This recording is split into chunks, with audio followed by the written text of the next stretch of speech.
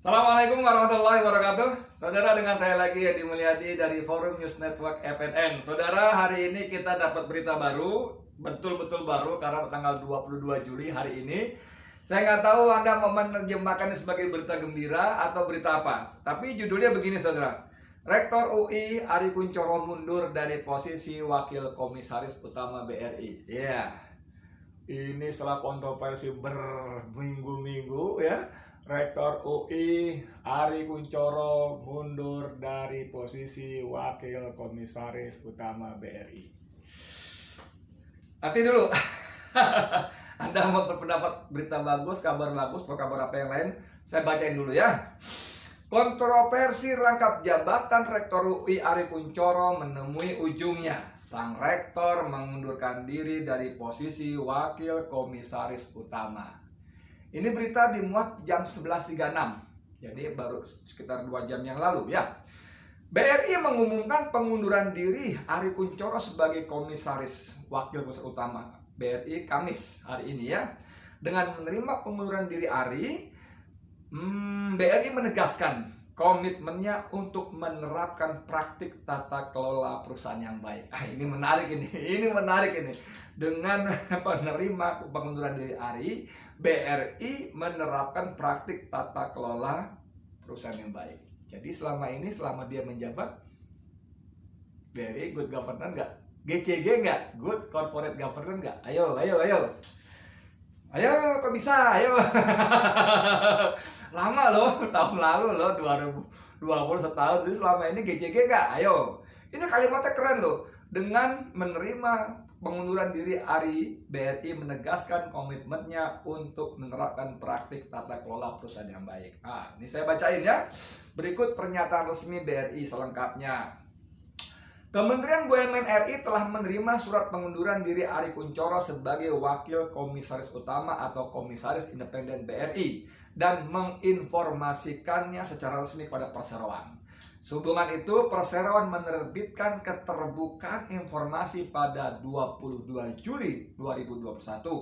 Adapun proses berikutnya, perseroan akan menindaklanjuti sesuai ketentuan dan prosedur. Lah, kemarin sesuai ketentuan enggak?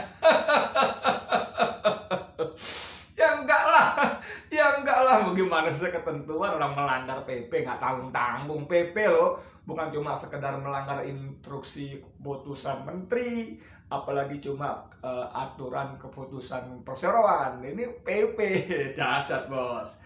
Saya baca lanjut. Perseroan berkomitmen untuk terus menerapkan praktik tata kelola perusahaan yang baik atau good corporate governance (GCG). Top.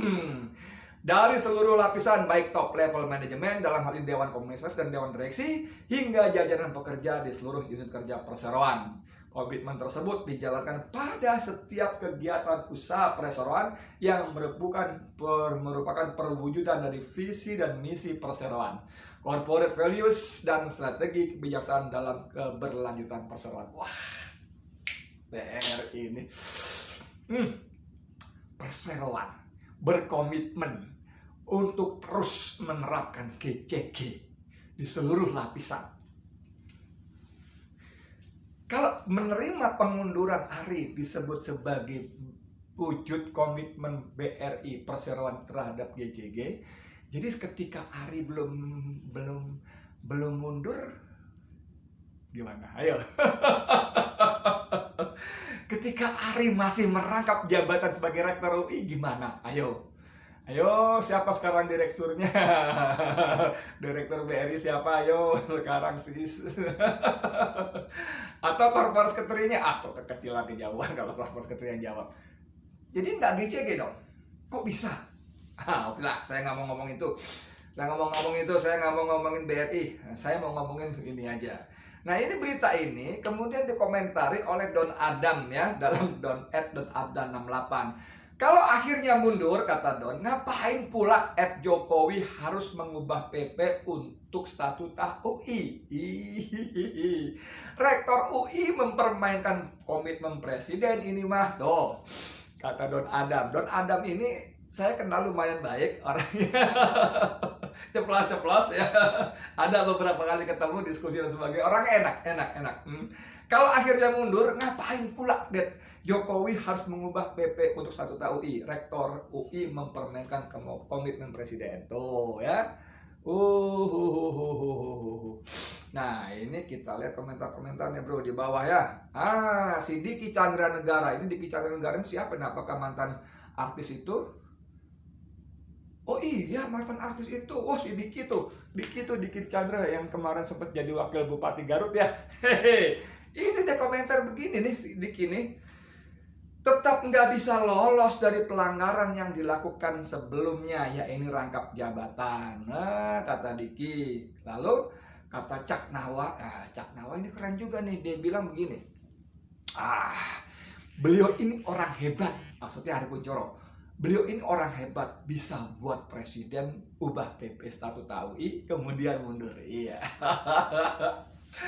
Aduh, gimana perasaan Jokowi ya? Gila lu Ari, gua udah ubah statuta UI buat mempertahankan lu malah mundur. Kurang lebih begitu nggak? Atau bahasa Jawa dalam keluarga Jawanya gini, nggak gue lu kita ya. Mas Ari, aduh sampean gimana? Saya sudah ubah PP-nya kok untuk mempertahankan sampean, kok sampean malah mundur. Lalu saya mesti gimana gitu. Kali kalau ada kalimatnya. Lalu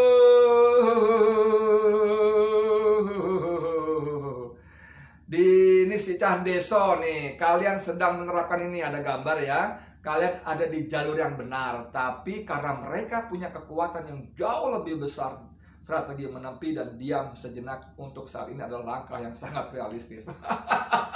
Gambarnya begini, Anda bisa lihat, ada jalanan sempit, ada bus masuk ambil jalur orang, di depannya ada motor seorang laki-laki bersama anak dan istri, saya kira ini ya. Secara teori motor ini sudah berada di jalur yang benar. Tapi kalau dia ngotot di situ, dihajar sama bus. Ini perumpamaan yang sungguh-sungguh cantik sekali nih. Gila ya, orang yang punya si bus ini merasa besar, merasa kuat, merasa perkasa, melanggar peraturan, dan orang yang ada di peraturan itu, orang yang ada berdiri pada posisi yang benar harus menyingkir, berhenti, menyingkir dan diam. Jangan ngotot atau terlindas. Luar biasa. Ini Rada Kucel lah. Ada lagi Rada Kucel. Rada Kucel nulis begini, kan nggak berlaku surut om. Lihat aja nunggu babak selanjutnya, bisa aja diangkat lagi berdasarkan statuta itu. Segala kemungkinan bisa terjadi atau dinaikkan lagi level pengangkatan. Masuk akal juga ya. Udah ada pada ribut-ribut, lu mundur, nanti gua angkat lagi dengan aturan PP yang baru. Nggak melanggar. Iya ya, gila juga ya. Tapi masa mau sampai segitunya sih? Karakmu. Nah, ini adalah Kiki Wojododo. Buat pengangkatan baru yang tidak melanggar statuta lah. Kalau benar sudah tidak beretika sama sekali. Karena tegaknya hukum hanya dengan etika dan adab. Saudara sekalian, saya ingin mundur sedikit ketika orang ini masih menjadi rektor dipertahankan lewat statuta UI ya, lewat diubahnya statuta UI. Ini dahsyat sekali rektor ini manusia paling sakti sedunia barangkali menurut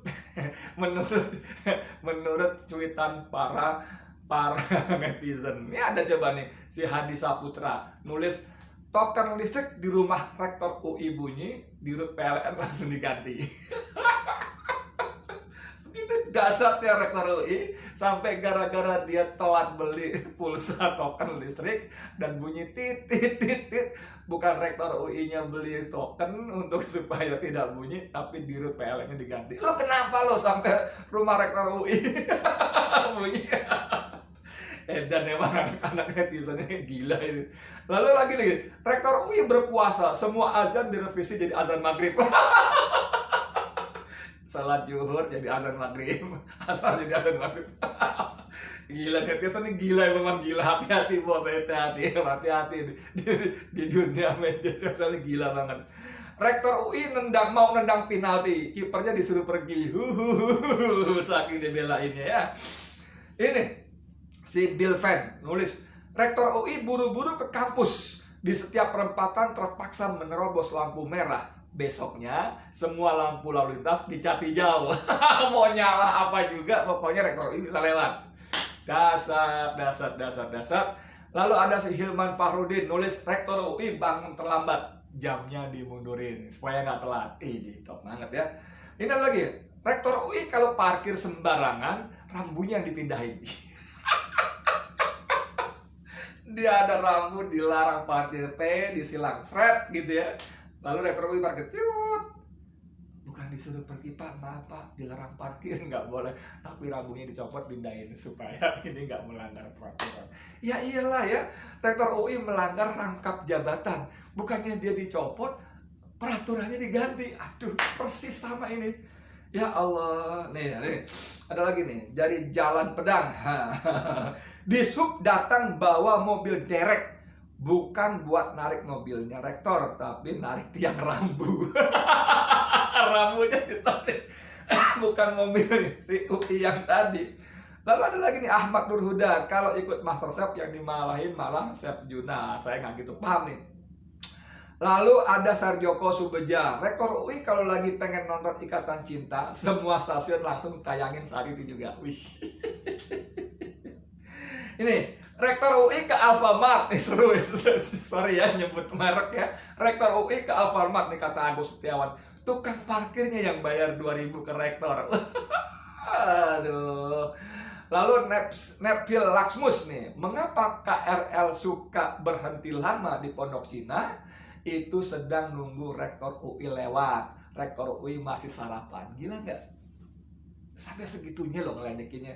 Ngeledekinnya gitu loh. Rektor UI lagi kepengen siomay. Besoknya gedung rektorat jadi kantin. Rektor UI bangun kesiangan. Mata. Gila. Rektor UI bangun kesiangan, mataharinya tenggelam lagi. Wah ya rektor masih tidur, gue tenggelam lagi deh. Aduh gila ya. Kereta mundur kereta mundur lagi kalau rektor UI bilang kecepatan. Ini bos, gila bos. Ini menunjukkan bagaimana rakyat itu menjadikan ini sebagai olok-olok. Olok-olok betul. Tadi saya juga sempat baca bagaimana ada yang mengatakan rektor UI mau naik gunung, nggak kuat, gunungnya suruh turun. Rektor UI kehabisan bensin, SPBU-nya suruh nyamperin. Gila nggak? Rektor UI tenggelam di laut, lautnya kering. Aduh, ini betul-betul bentuk tanda kutip perlawanan rakyat terhadap perilaku penguasa yang semau-maunya. Jadi kembali ke soal tadi, kalau rektor UI mengundurkan diri, harusnya memang tidak selesai. Tidak. Saya tidak ingin berspekulasi seperti kata sebagian netizen tadi, oh ini kan langkah mundur untuk maju lagi. Jadi kalau dia diangkat lagi dengan statuta baru, nggak melanggar. Monggo-monggo aja. Tapi ini menunjukkan bagaimana rakyat pun bisa melakukan perlawanan dengan cara yang ya satir-satir seperti ini. Kalau kita punya sensitivitas ya, sensitivitas itu bukan dalam arti kita gampang marah ya, kuping gampang merah, bukan. Maksudnya sensitivitas dalam membaca, dalam memotret bagaimana respon rakyat. Ini menunjukkan bahwa rakyat itu sudah teramat sangat sebal. Bagaimana penguasa mengelola negara dengan suka-suka, sangat suka-suka. Tidak peduli. Kalau sampai tadi diibaratkan ada rambu larangan parkir P dicoret, lalu rektor berhenti. Bukan rektornya yang disuruh pergi, tapi ininya dicabut, rambunya dicabut. Tadi disebut ada dishub datang bawa mobil derek, bukan mobilnya yang diderek, tapi rambunya ini yang diderek dibawa pergi. Ini menunjukkan wahai siapa ya, Mas Jokowi Presiden Republik Indonesia ya, please deh, please. Kekuasaan itu amanah gitu loh. Pegang amanah itu untuk mensejahterakan rakyat, bukan untuk semau-maunya, untuk digunakan untuk kalau gitu begini, kalau nggak begini kita bikin begitu, supaya ini begini kita bikin aturannya begitu. Boleh, nggak bisa. Walaupun rektor UI mundur, dan ini semestinya memang jauh-jauh hari sebelum itu. Ini karena kita bunyi rame gitu lah, walaupun nanti para buzzer mengatakan kalian nyinyir dan sebagainya, ya harus dibunyiin memang gitu loh. supaya ini ada perubahan. Dan syukur alhamdulillah akhirnya Rektor UI pun merasa gerah gitu ya. Walaupun sangat-sangat terlambat, tapi dia merasa gerah. Dan dia mungkin ingin menyelamatkan Jokowi dari bulian, seperti kata di sini teman kita Farid Gaban. Farid Gaban menulis begini. Farid Gaban tahu ya, Farid Gaban ya, wartawan sangat senior, fotografer handal. Dia pernah keliling Indonesia pakai motor bututnya. Sorry ya Mas Farid ya.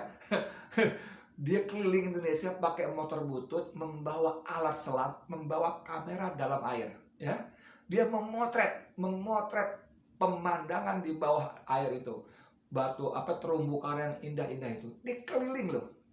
Ini luar biasa wartawan ini ya, ini luar biasa. Dan dia juga dulu bergabung di majalah yang terkenal dengan investigasinya, dahsyat ini.